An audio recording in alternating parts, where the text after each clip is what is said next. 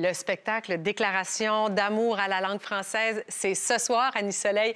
Et tu t'entretiens avec le co-animateur, c'est Emmanuel Bilodeau.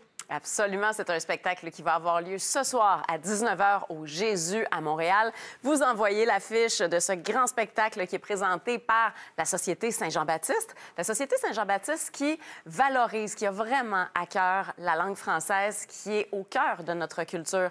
Alors, ce spectacle-là va mettre en vedette plusieurs artistes. Là, vous voyez Justine d'Alfaro Coco avec David. Il y aura également Patty Galland, l'auteur Claudia Larochelle, Fabien Dupuis, Maude Saint-Germain, Marianne Alpin qui feront partie du spectacle. Et on rejoint dès maintenant Emmanuel Bilodeau. Salut, Manu! Hey, salut, Annie Soleil! Emmanuel, je viens de me garer en vélo. Ah oui, c'est ça, hein? Toi, tu fais même du vélo d'hiver, là.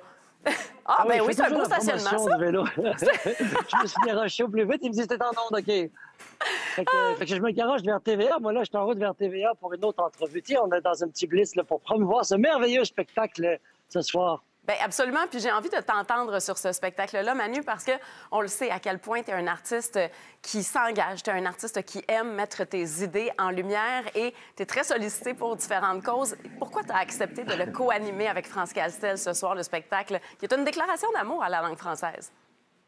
Ah, ben là, c'est une déclaration d'amour à France Castel parce qu'elle est tellement merveilleuse que je ne peux pas passer à côté d'être une soirée complète à ses côtés. Tu sais, elle est en feu encore. Elle est toute jeune dans sa tête et dans son corps. Elle est éblouissante. Elle chante comme une déesse. C'est drôle, elle est sympathique. Tout comme la langue française. La langue française, qu'est-ce que tu veux? C'est comme une évidence là, d'en parler avec cœur. C'est ce qui nous définit comme nation, comme peuple. C'est ce qui nous distingue dans cette mer anglo-saxonne. Et est en péril, la langue française. Statistique Canada le dit à chaque année. On en perd des bouts à chaque année. Puis c'est très troublant parce que, tu sais, on pourrait se dire, ben, dans le fond, l'anglais, qu'est-ce que ça dérange? Puis toutes les autres langues, tout le monde a le droit d'aimer sa langue puis de la protéger, mais nous aussi. Puis c'est quand même une belle histoire qu'on a avec la langue. C'est une belle histoire qu'on a, le Québec, depuis des centaines d'années. Si on perd notre langue, on perd une partie de ce qu'on est. Puis, je sais pas, me semble que c'est dommage. Me semble que j'aimerais ça qu'on...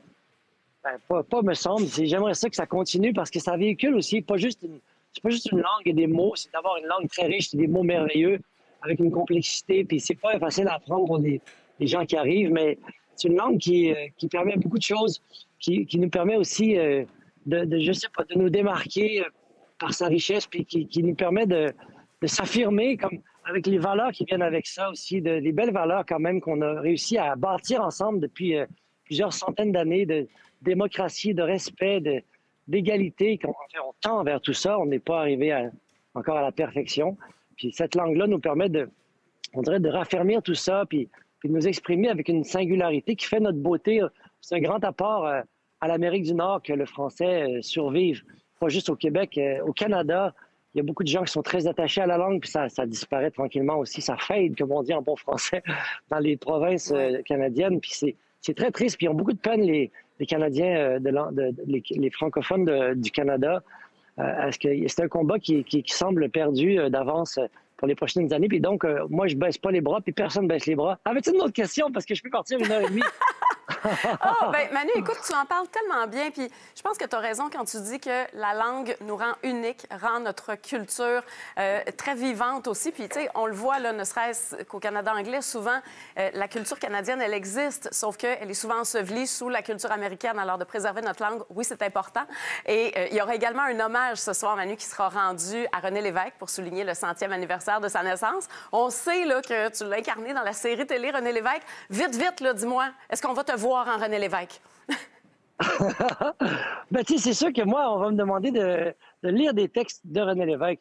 Puis quand je lis les textes de René Lévesque, je peux pas faire autrement que de prendre sa musique puis de lui rendre hommage par une petite incarnation subtile, parce que c'est pas de l'imitation, mais en même temps, c'est de l'incarnation du cœur que j'aime faire avec ces textes qui sont merveilleux, qui se lisent tout seuls.